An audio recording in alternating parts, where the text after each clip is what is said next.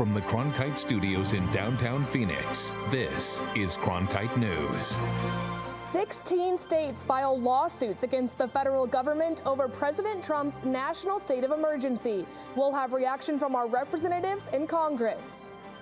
Plus, we're in Safford at a methadone clinic that's serving patients with opioid use disorder in rural areas of the state. That story is just ahead. And we were nearly 15 degrees below average for this time of year. Will there be a warming trend this week? Your Valley forecast coming up. Cronkite News starts now. Good evening and welcome to Cronkite News on Arizona PBS. I'm Haley Brand. And I am Bayan Wang. Thank you for joining us. For those addicted to opioids who live in the more rural part of our state, there's an additional hurdle to fighting addiction. They have to travel several hours each day to receive treatment. Cronkite News reporter Bryce Newberry met one family near the New Mexico border and followed along on their trip to a methadone clinic. Yeah, this is something Maggie Phillips has done for years. It's part of the routine in her family. But she said for people still addicted to opioids and even considering this type of treatment, it's a huge commitment to even get started. Say hi. Good morning. Once a month, It's time to wake up and get ready for school, okay? as the sun comes up in Morenci, Don't go back to sleep. it's a race to get out the door of the Phillips household. They're still pretty little, so they go to the clinic with me. I don't think the 4- and 3-year-old quite grasp what it is I'm doing there yet. While 8-year-old Jackson heads to school, Maggie Phillips loads her 2 toddlers, Jason and Jesse, into the car for the nearly 1-hour drive each way to Safford. The drive required for Maggie to get her monthly supply of methadone. She first used opioids when she was 15 years old. The occasional pill taking turned into regular use of OxyContin and then heroin. But I personally don't ever want to be back there again. That is the worst place I've ever been in my life. I've said to people that I would rather give birth every day for the rest of my life than ever feel withdrawals or be sick again. It's awful. So awful, she knew she had to get help. After discovering her first pregnancy, Maggie says she didn't want her baby born addicted to drugs. She chose medication-assisted treatment, also known as MAT. I've been on it for 4 years now. I feel even different than I did when I was like a kid. You know, I've always kind of struggled with stuff, and so I feel healthier and happier now than I ever have in my life. Approved by the FDA, methadone is a synthetic, long-acting opiate that the Substance Abuse and Mental Health Services Administration says helps people quit or reduce their use of heroin or other opiates. For Maggie, it's been life-changing. I have never felt high from methadone. So even though I'm dependent on it, physically dependent on it, and if I don't take it, I will start to feel sick, I am not addicted to it. Not addicted, but in the beginning, she had to travel 4 hours to Tucson every single day for her daily dose of methadone. Not only does it cost a lot of money, but we don't make a lot of money, and that's our only car. Federal law requires supervised use of methadone until a patient earns their privileges by doing things like maintaining abstinence, showing up regularly, and staying away from criminal activity. Maggie's drive has gotten a bit easier since August when she started going to a new clinic in Safford. She meets with her counselor via video conference. I'm doing good too, thank you. And gets methadone refills for the month. Keith Jeffrey manages the Safford clinic. It's not just medication. It's behavioral therapy, it's groups, it's substance abuse groups, it's workforce development, it's all those things. It's not just medication. This clinic just opened in 2018, and so far, it's already serving nearly 80 patients with behavioral and methadone therapies. But opening up here in Safford was no easy feat. I'm not really a big fan of maybe somebody getting hooked on another drug to get off of a drug. Which is a perception a lot of people share, but advocates say it's not true. Some of the biggest misconceptions, I believe, is you're trading one drug for another, you're just perpetuating the substance abuse cycle. Sheriff Allred says he just wants a drug-free community. The methadone clinic won't work for everyone either. But if it works for some, then I'm all for it. Because I want people in our community to be, you want your community to be drug-free in any sense of the word. A Harvard Medical School study says 25% of MAT patients eventually become abstinent, 25% continue to take the drug, and 50% go on and off methadone repeatedly. Traveling with kids. Oh, it's so fun. The methadone treatment has worked for Maggie, who hopes to someday wean herself off, in part thanks to the encouragement from her husband. He's just incredibly supportive, but grounded and realistic at the same time, and he nicely encourages me to always have goals and stuff when I seem to forget. What she won't forget, she says, Love you, buddy. are the 3 reasons she's sober in the first place. My entire sobriety kind of revolves around my kids, you know, because I wanted to be a good mom for them, and they didn't ask to be here. And Bryce, Maggie is not alone. Addiction is a problem across the entire state of Arizona. Are there any other locations across the state of these methadone clinics where people can get help? Yeah, so other companies do operate across the state, but Community Medical Service is the largest in Arizona. They operate 12 locations in the state, and they're currently working on opening 6 more clinics in rural areas like Nogales, Yuma, and also Sierra Vista. Thank you, Bryce. For almost 2 decades, visitors and employees of the Grand Canyon Museum Collection Building passed by paint buckets. Little did they know they potentially may have been exposed to radiation, as these buckets stored uranium rocks. The rocks have since been removed, but in an email sent to employees only 2 weeks ago, the Safety, Health, and Wellness Manager, Elston Stevenson, warns employees the rocks were stored between the year 2000 and June 18th of 2018. Stevenson says he had repeatedly asked National Park executives to tell the public about their findings and the risks to both public and employees, but got no responses. 16 states are now suing President Trump over his national emergency declaration. Austin Westfall is live with the latest on the lawsuit. Austin? The lawsuit was filed Monday evening and is being headed by California Attorney General Javier Becerra. I appreciate all the work the Republicans have done because they're really going against a radical left. The new lawsuit has been filed by 16 attorney generals, all of them Democrats, with President Donald Trump as the plaintiff. Arizona and Texas are the only states bordering Mexico not a part of the suit. In the filing, the attorney generals argue the president does not have the power to divert funds for constructing a wall along the Mexican border because it is Congress that controls spending. The goal, of course, is that Congress, whether it's declaring war or whether it's appropriating funds, Congress has that authority to attempt to circumvent that. I can see where a number of lawsuits are being filed. Several Arizona lawmakers from both sides of the political aisle have weighed in.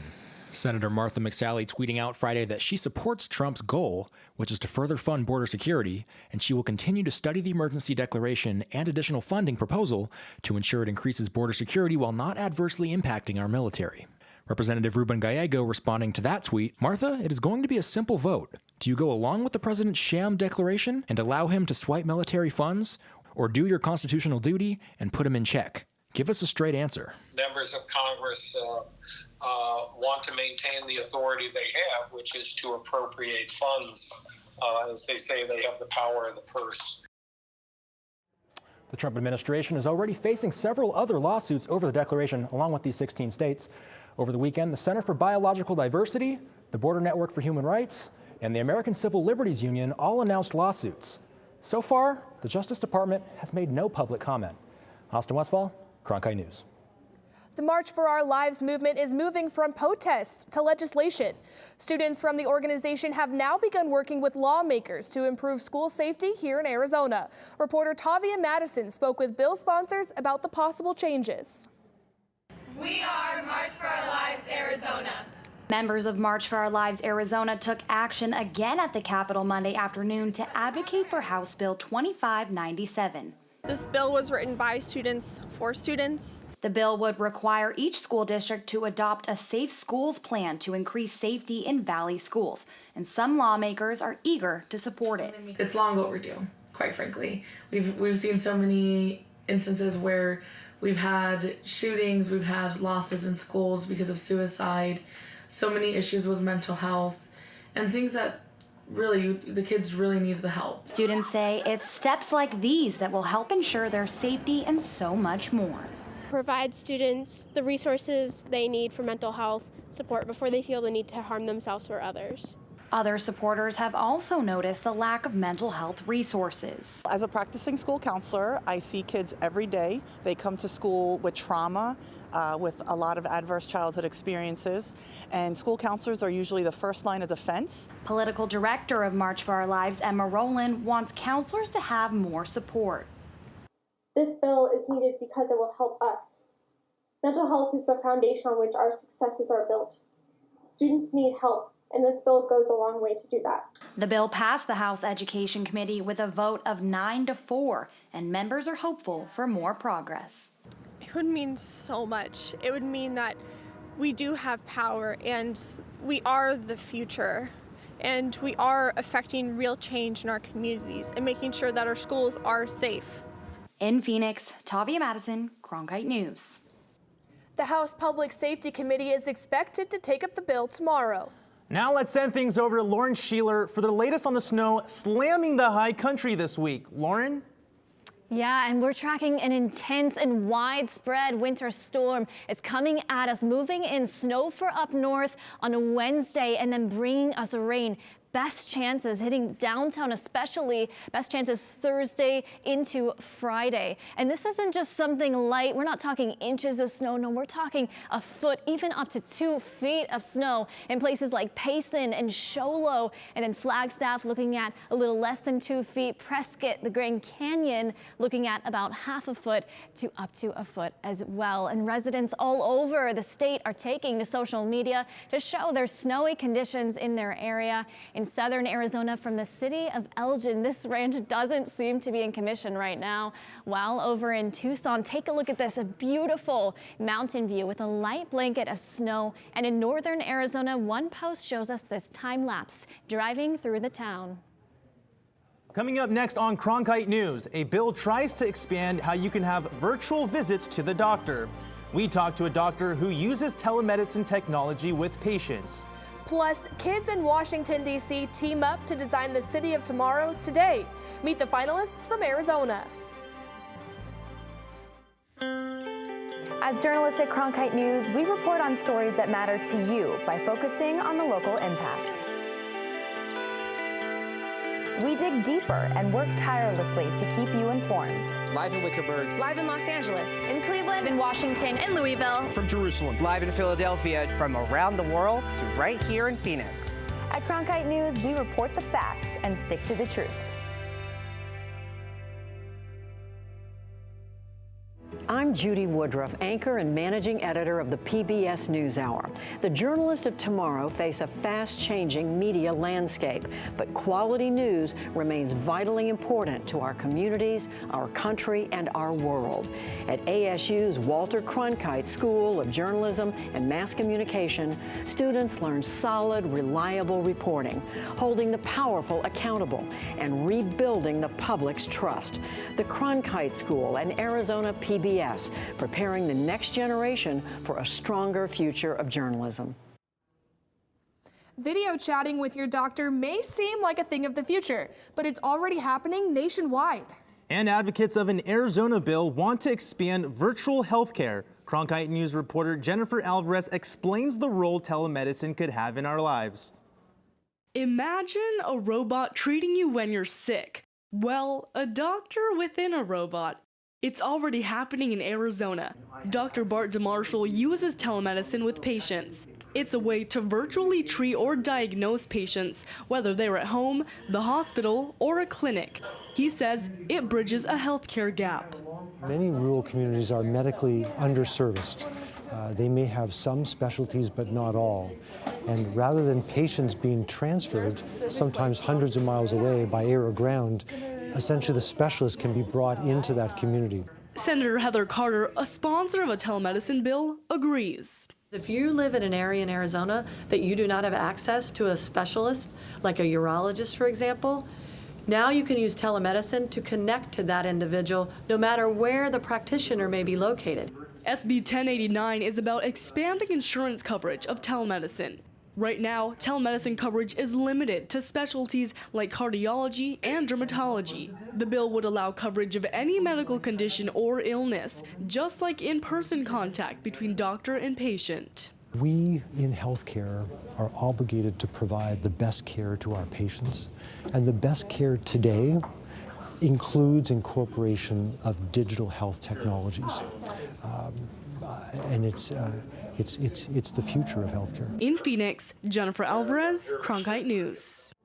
Bill advocates say virtual healthcare may also be more efficient for routine doctor visits and cut down on missed appointments. A data breach struck 50 Arizona businesses, potentially compromising personal information of their customers. Ariel Sock is live in the studio with how to protect your bank account. North Country Business Products say the breach was discovered last month. There was suspicious activity on servers. Malware was collecting credit card payment information from customers of businesses. The businesses were impacted all over the state, including the Phoenix metro area, Flagstaff, Tucson, Yuma, and the North Country officials said they have set a helpline for consumers. They also said that you should check your bank account for charges you didn't make or are unusual access. The biggest exposure for something like this, especially in restaurants, is when you use your debit card and you use it as a debit card. That is probably the most dangerous thing you can be doing anywhere in any retail operation, convenience stores, gas stations, restaurants. Because if they are able to steal both your debit card information and your PIN, they can wipe your account out. Colburn said such a common issue, a person could buy a credit card information from the deep web and sell it for a couple dollars. North Country Business was not available for comment, but did direct to a statement they released and said, in part, they take the security of their clients seriously and that the issue had been corrected. Live in the broadcast center, Ariel Salk, Cronkite News. Coming up next on Cronkite News. Kids in Washington, D.C. are teaming up to compete and design the future city of tomorrow. We'll introduce you to the team representing our state. Massive winter weather storm. I'll tell you when the best chances for precipitation hitting the valley coming up. Stay in the know on the go. At Cronkite News, we work hard to report the facts and keep you updated, whether we're on set or on the scene. Taking it from the studio to the field. So I'm here in South Phoenix. In Phoenix, we're just a click away. Follow us on Facebook and Twitter, or find us online at cronkitenews.azpbs.org. I started watching Horizon. It was all about local, detailed information, interviewing representatives, the debates. It was all local, and having moved here from Minnesota, I really didn't have a lay of the land, so it was a way to get details on the new state I'd moved to, and I liked it. It wasn't combative, it was informative. It was just, here's the facts. That sucked me in quite quickly. For more information about including Arizona PBS in your future plans, visit azpbs.org/giving. The challenge was to design a power grid for a future city that could bounce back after a natural disaster. The answers came from middle school students at the National Future City Competition, including one team from Maricopa Wells Middle School. Reporter Micah Bledsoe was with the Arizona 7th graders at the national competition in Washington today. In the year 2168, major cities in Haiti will be powered by a combination of solar and wind power. At least that's how the girls of Maricopa Wells Middle School see it. You can see how a city works. So not only that, you can get a basic idea of what everything that happens in your city and how it can affect your life in the future. The all-girl team from Maricopa Wells Middle School beat 40 other Arizona schools to get here, where students from around the world presented their ideas for a city of the future. So we actually asked them to design a resilient power grid for their cities that can withstand and quickly recover from the impacts of a natural disaster. Dressel says the program challenges students to imagine, design, and build future cities. And in a twist unusual for these types of competitions, to make a model of their city using recycled items. The girls took it one step further, building their model from the ground up by adding Velcro pieces as they presented. Because cities don't just start out with theme parks and beach resorts. They start out with residential and healthcare, and they start out with little things and they grow. Dressel says the competition, now in its 25th year, hopes to inspire youth to build better futures. And so we're asking kids to really think about authentic challenges and empowering them to come up with solutions. Anna Arcos is already looking to that future. To be honest, I think I like the engineering part the best. I'm getting into engineering as it is because I want to be either like an aerodynamic engineer or something. In Washington, Micah Bledsoe, Cronkite News. Lauren Sheeler back with us now. Lauren, please tell me you have some good news for us. I don't know what's up with this crazy winter weather we're having. I actually had to scrape ice off my windshield before I drove here this morning. You know, that's unbelievable. I mean, don't people usually come down to Arizona for our warmer winters? Yeah, they do. The problem is we're actually 15 to 20 degrees below average for this time of year. So the good news is, you know, today hasn't been so bad. We're seeing mid to upper 50s across the valley for right now. It's tonight that's the real concern. So our temperatures are going to come crashing down on us. We're seeing them fall into the low to mid 30s for tonight, and water freezes at 32 degrees. So certainly something to keep an eye on. And this is also why the National Weather Service has issued a freeze warning. This is all the way from the West Valley to the heart of downtown through tonight. That means they're urging, if you have pets, bring them inside for the night. If you have plants outside, make sure that they're protected. And this is freezing temperatures for us. Just a glimpse of what they're experiencing up north, sitting at 20s in the Grand Canyon. Kind of a beautiful shot here, though. We're seeing snow left over on the rim from the last system that moved through, all ahead of a massive widespread winter storm making its way in. It's going to be snow for up north come Wednesday, bringing precipitation, rain for us here in the valley. The main explanation for the difference in precipitation type is the massive change in elevation. And we're going to see this play out in the next 9 days. It's going to be chilly tonight, rain for tomorrow, and unfortunately the trend temperatures still on the decline. The best news I can offer you is that we're seeing a bit of a warm up for the end of your next work week. For Cronkite Weather, I'm Lauren Sheeler. And coming up next on Cronkite News, how people are using their old couches, VHS tapes, and wedding dresses to help teachers.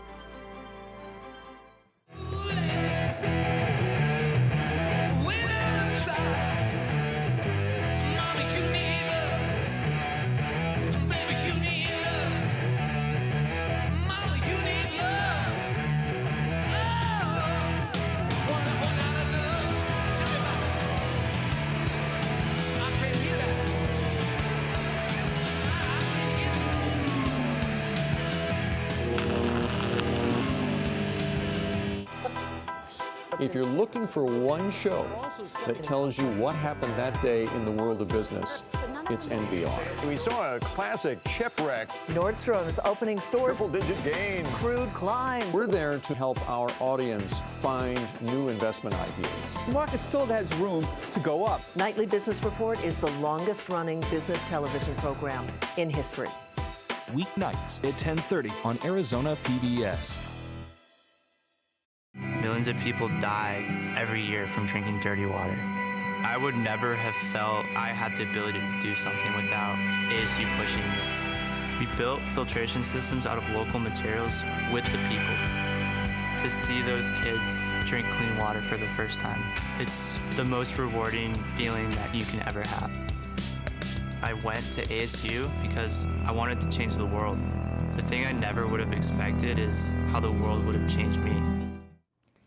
You don't see couches, VHS tapes, and wedding dresses at the front of a school very often. But the Phoenix West Rotary Club and 80 families cleaned out their garages in an effort to raise money for Phoenix school teachers. Sammy Giebers has the story. This suitcase is $4, Mommy. That suitcase is $4. There's nothing quite like finding a deal. 50 cents. This is a rare sight for the front of Solano Elementary School in North Central Phoenix. So you could close this? It's not every day that you can hang out on a couch in your schoolyard. Iron Man Club. The Rotary Club is putting on a yard sale to benefit the teacher mini grant program of the Osborne School District. Today we're having a big yard sale. Today I had so much fun at the... The Rotary Club dragged all this furniture, books, and paintings to fund special projects for teachers of the Osborne School District. If you don't understand something, they'll help you understand it better. Further illustrates to teachers that there are people in the community that have their back, that are willing to support education and help in any way we can. The money used will end up helping teachers and thus helping out kids like Naraya and Nairi. So we can build a better community for them. And every time them build another one, them go build one for them kids. Nana! And the grown Nana! Please, please, please. Be it for schools or anything else, when I had the insane idea of having this sale, I had never heard of a massive family get-together, certainly not for charity. People have been amazed that everything we have here has been donated. It may be an untraditional way to raise money for schools, but getting kids further along in their education is what this yard sale is all about. Thank you very much. In Phoenix, enjoy. Sammy Giebers, Cronkite News. The yard sale raised over $2,000 on Saturday. The Phoenix West Rotary Club raises money every year to support teachers with projects and purchases that can't be covered with tax dollars. Cronkite News is proud to be the news division of Arizona PBS. Here's what's coming up on Arizona Horizon and PBS NewsHour. On the next Arizona Horizon, freshman Congressman Greg Stanton will give us an update on the latest from Capitol Hill. And we'll hear from beatbox saxophonist Derek Brown. The next Arizona Horizon. I'm Judy Woodruff on the next NewsHour, Border Lessons. We examine the impact of the Trump administration's child separation policy on children's education. That's Tuesday on the PBS NewsHour. That's it for Cronkite News tonight. Thanks for joining us. For the top Arizona stories anytime, go to cronkitenews.azpbs.org.